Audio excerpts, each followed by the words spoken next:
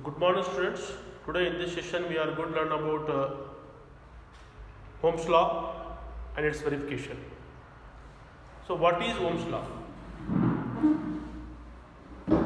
The potential difference between the ends of a conductor is directly proportional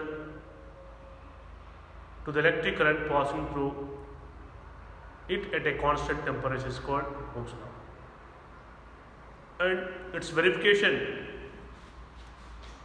to show that the ratio V by I is a constant for a conductor. To prove this verification, we need to draw circuit diagram in which key is provided, ammeter and resistors and connecting wires, etc. These are the materials required. 5 resistors of 1.5 volts each, conducting wires, an ammeter, a voltmeter, a thin iron or magnesium spoke of length 10 centimeters. These are iron or magnesium spoke of 10 centimeters length, etc. So how to start this activity? Connect a circuit as shown in the figure. You can connect circuit as shown in the figure and shoulder the connecting wires. These are the connecting wires here. And shoulder the connecting wires of length at least 25 to 30 centimeters length of wire you can take. Solder the connecting wire to the ends of the iron spoke. Now close the key. This is make position. Make position. Close the key. And now note the readings of current from ammeter and potential difference from voltmeter in the table. What is the table here? Table, for example, see potential difference PD. Next, current I. This is I.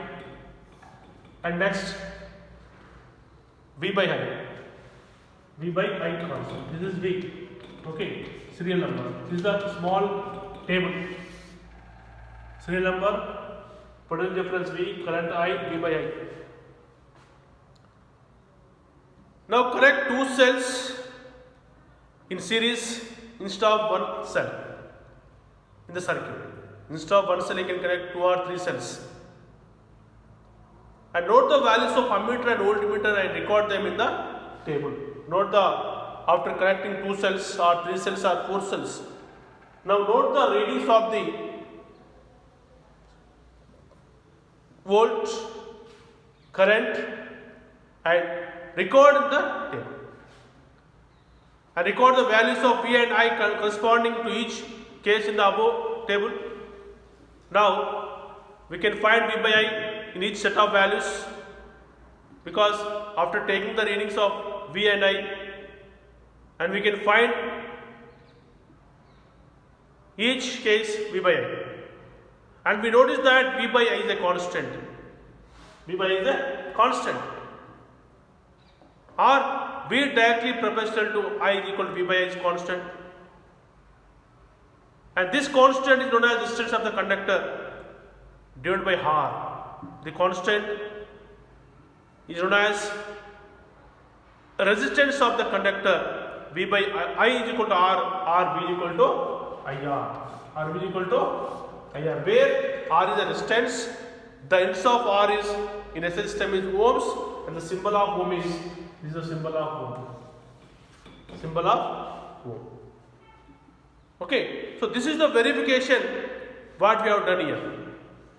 V by I is a constant. Okay, children. And one more thing is, especially from this verification, and we can conclude that, especially we can draw the graph from this experiment. We conclude that V by I is constant. V by I is constant. R V by is equal to R or V equal IR. From this activity, the potential difference between the ends of the iron spoke is directly proportional to the current passing through it, assuming the temperature of the iron spoke is constant during the flow of current through it. Now, if you draw the graph between V and I, taking the current high along the y-axis and the potential difference V along the x-axis, the appropriate scale, and we will get the straight line graph passing through the origin. Suppose if you draw a graph here like this. Now, straight line graph we can get. And this, we can repeat this process by using LED instead of iron spoke. The long terminal of the LED is connected to the positive terminal of the battery, and the short terminal of the LED is connected to the negative terminal of the battery. And now we can note the values of IA in the table.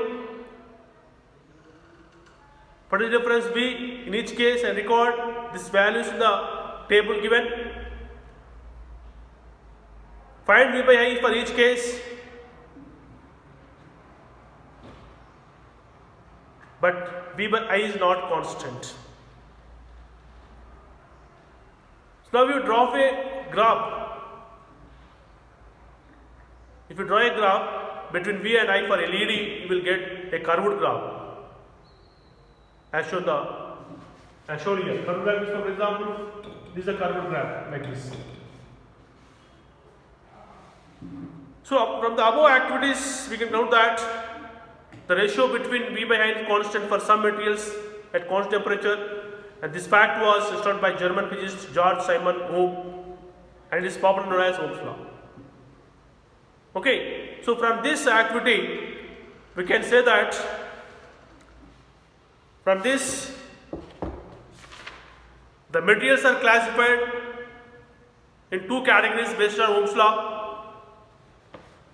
The materials are classified in two categories on the basis of Ohm's law.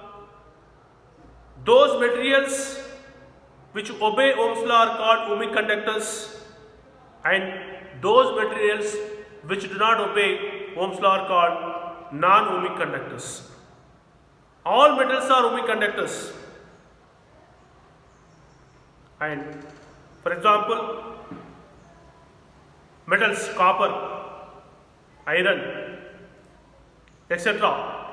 These are called ohmic conductors. And LED is example for non-ohmic conductors.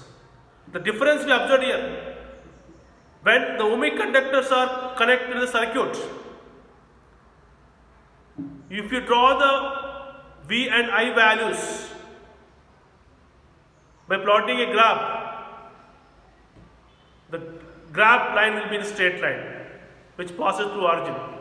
But whereas in the circuit, if you connect LED, then again if you plot a graph, the graph shows curved line. This indicates that the materials are classified two types based on Ohm's law. The materials which obey Ohm's law are called ohmic conductors, and the materials which do not obey Ohm's law are called non-ohmic conductors. For ohmic conductors example, all metals. For non-ohmic conductor example, LED. Okay, and thank you and have a nice day.